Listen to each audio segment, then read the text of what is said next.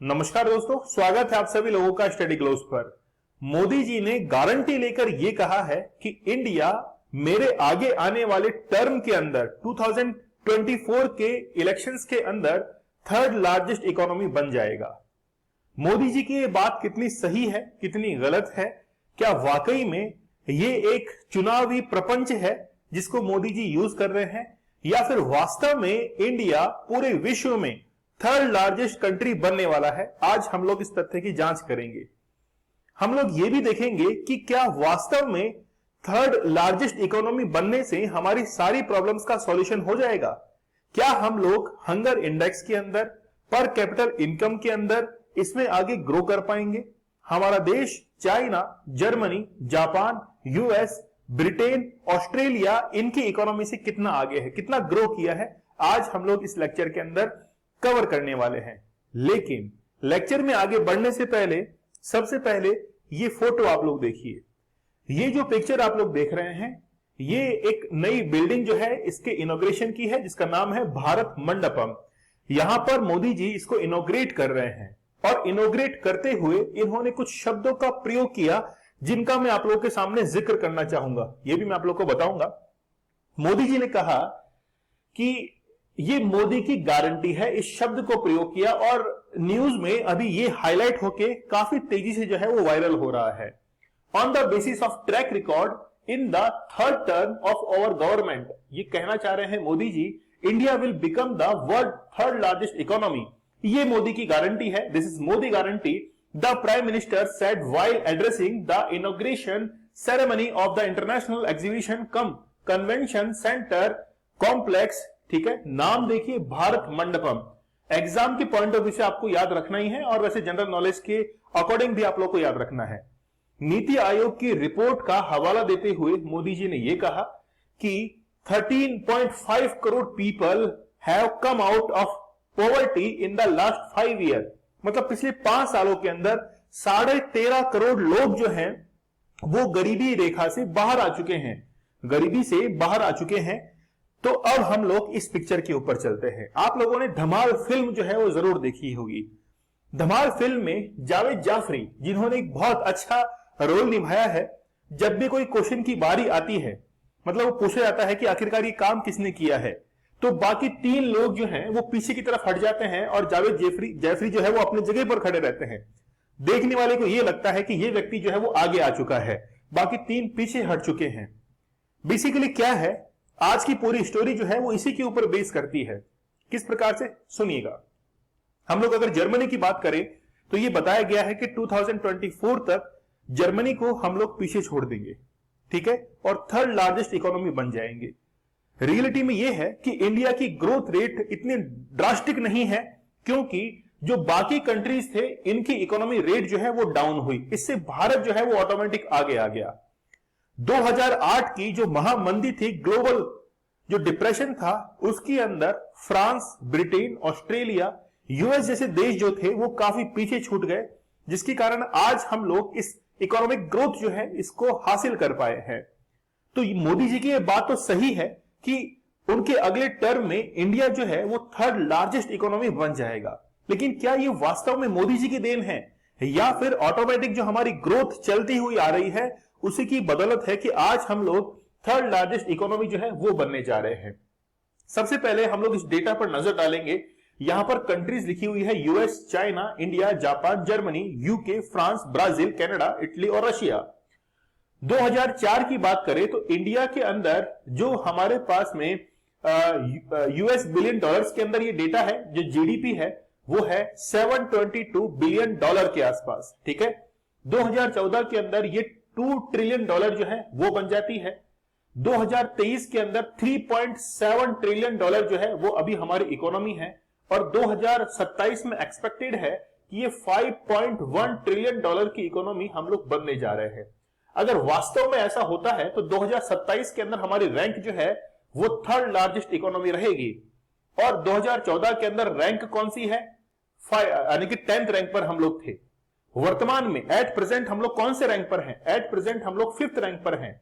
US, China, Japan, Germany और फिर यहां पर इंडिया का स्थान आता है।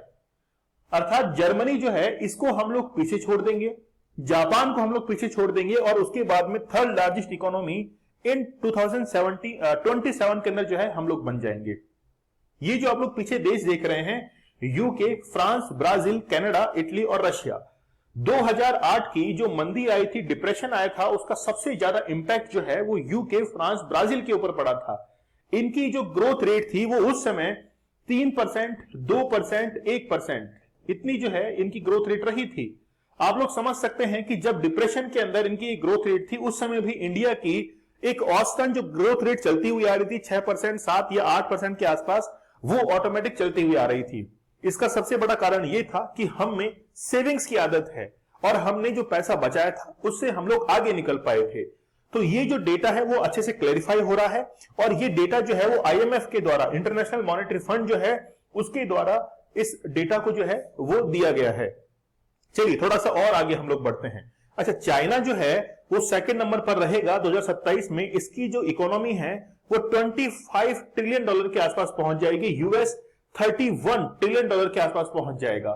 ठीक है, अच्छा कुछ ज्यादा कम नहीं लग रही है क्या आप लोगों को? यहां पर देखिए 31 2 डिजिट में हो रही है बात, 25 2 डिजिट में बात हो रही है और यहां पर 5 ट्रिलियन 1 डिजिट में बात हो रही है। क्या वाकई में थर्ड पोजीशन पर हम हैं तो सही, लेकिन जिस रफ्तार से हमारी इकोनॉमी को बढ़ना चाहिए था उस रफ्तार से हम लोग नहीं बढ़ रहे हैं।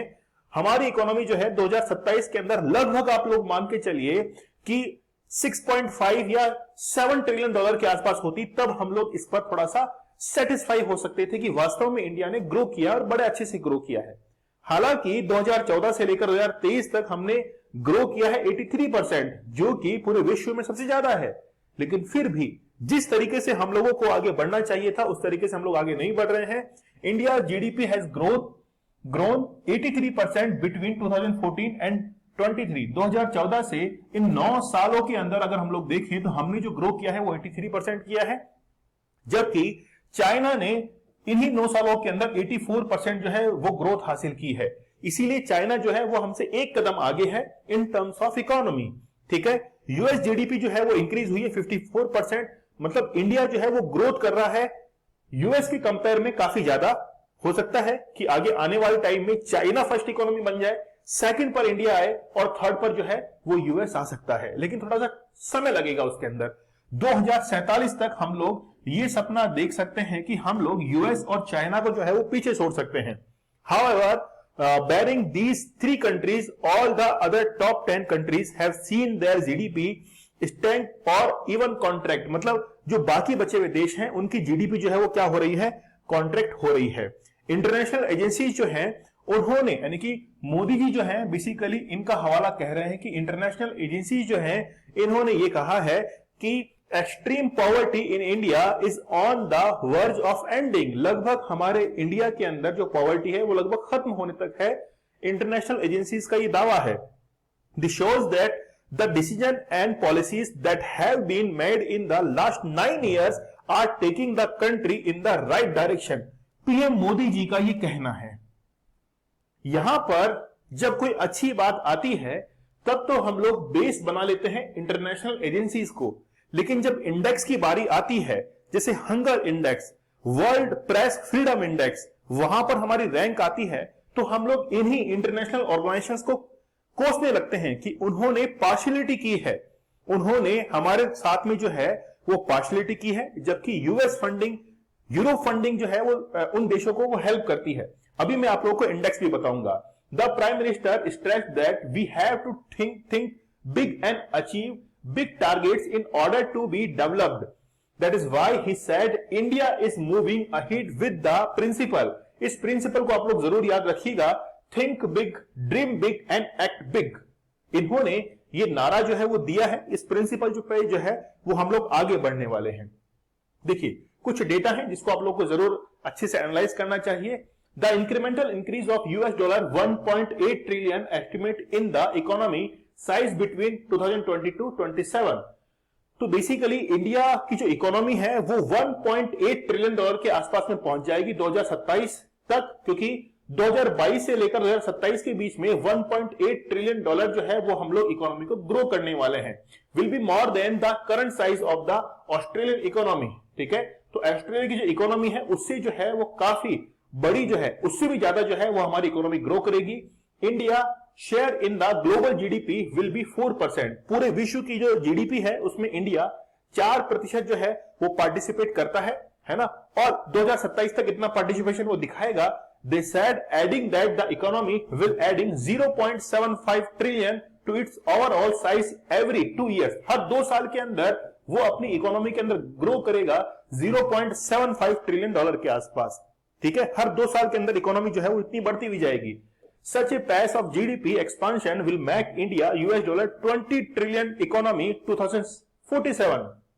2027 तक हमारी जो इकोनॉमी बनने जा रही है, ये आपके लिए बहुत अच्छी खबर है कि 20 ट्रिलियन डॉलर जो है वो हमारी इकोनॉमी बन जाएगी, जबकि 2027 में ही यूएस 31 ट्रिलियन डॉलर की इकोनॉमी जो है वो बन जाएगा। मतलब 2047 तक भी जो है हम लोग यूएस को और चाइना को पीछे नहीं छोड़ पाएंगे। When the nation will be celebrating a century of its existence as free state। ठीक है, फ्री स्टेट मींस हमारे पास कोई ट्रेड डेफिसिट जो है वो नहीं रहेगी। एक प्रश्न है, एक क्वेश्चन है गवर्नमेंट से, आप इतना ग्रो कर रहे हैं। देखिए, मैं गवर्नमेंट को कोई क्रिटिसाइज नहीं कर रहा हूं, मैं इंडिया नहीं हूं। इंडिया मतलब जो अभी इन्होंने विपक्ष ने एक पार्टी गठित की है उनकी तरफ से मैं नहीं बोल रहा हूं। आपको डेटा के बेस पे मैं बात कर रहा हूं कि 2021 में अगर हम लोग बात करें तो हमारा एक्सपोर्ट जो था वो 420 यूएस डॉलर था, बिलियन डॉलर के अंदर था। इंपोर्ट जो था वो 612 था। इसीलिए हमारा ट्रेड डेफिसिट जो है वो -192 जो है वो ट्रेड डेफिसिट काउंट हुआ। वहीं पे जब मोदी जी की गवर्नमेंट आई 2014 के अंदर, तो इस समय ट्रेड डेफिसिट जो है वो -144.7 जो है वो ट्रेड डेफिसिट रहा है। इससे पहले ट्रेड डेफिसिट जो है वो और भी ज्यादा था। आप लोग देख सकते हैं 202, ये है 2012 की। 2011 के अंदर -162, 162। लेकिन ट्रेड डेफिसिट जो है वो इस समय बढ़ चुकी है। तो जब हमारी इकोनॉमी बढ़ रही है तो ये ट्रेड डेफिसिट क्यों बढ़ रहा है? हमारा जो एक्सपोर्ट है उसमें आप लोग देखेंगे कोई खासा इजाफा नहीं हो रहा है। जिस रेट से इजाफा होना चाहिए उस रेट से इजाफा नहीं हो रहा है। हमको अगर वाकई में एक ग्लोबल पावर बनना है तो यही ग्रोथ रेट जो है इसके अंदर रफ्तार पकड़नी होगी, ताकि हमारा एक्सपोर्ट बढ़ सके और ट्रेड डेफिसिट जो है वो काफी हद तक कम आ सके। जब तक हम लोगों ने इस एक्सपोर्ट को नहीं बढ़ाएंगे तब तक हम लोग जो है वो एक ग्लोबल पावर नहीं बन पाएंगे। सिक्के के हमेशा 2 पहलू होते हैं। अच्छा पहलू हमने देख लिया 3 ट्रिलियन डॉलर का, मतलब third largest economy 5 trillion dollar के साथ में। लेकिन देखिए, अब जो इंटरनेशनल ऑर्गेनाइजेशन है उसमें वर्ल्ड हैप्पीनेस जो इंडेक्स है, इस रिपोर्ट के अंदर इंडिया जो रैंक करता है वो 126 जो है रैंक करता है। काफी पीछे हैं हम लोग। मतलब इकोनॉमी की तरफ हम लोग ध्यान दे रहे हैं लेकिन लोगों की खुशी की तरफ ध्यान नहीं जा रहा है। वर्ल्ड प्रेस फ्रीडम इंडेक्स के अंदर हमारी जो रैंक है वो 161 है।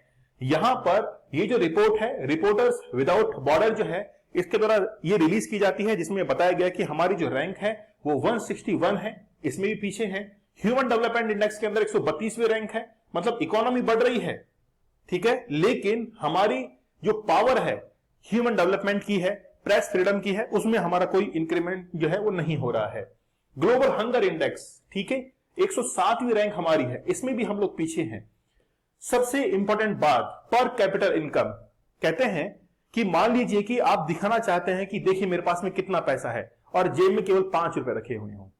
पर कैपिटल इनकम के अंदर भारत की जो रैंक है, आप लोग देख सकते हैं कि इंडिया रैंक 139 पर कैपिटल इनकम के अंदर हम लोग जो है वो सबसे पीछे हैं, बहुत पीछे हम लोग हैं। ठीक है, ठीक है। जीडीपी नॉमिनल के अंदर और जीडीपी जो परचेसिंग पावर है पार्टी के अंदर वो 127 रैंक पर हम लोग हैं।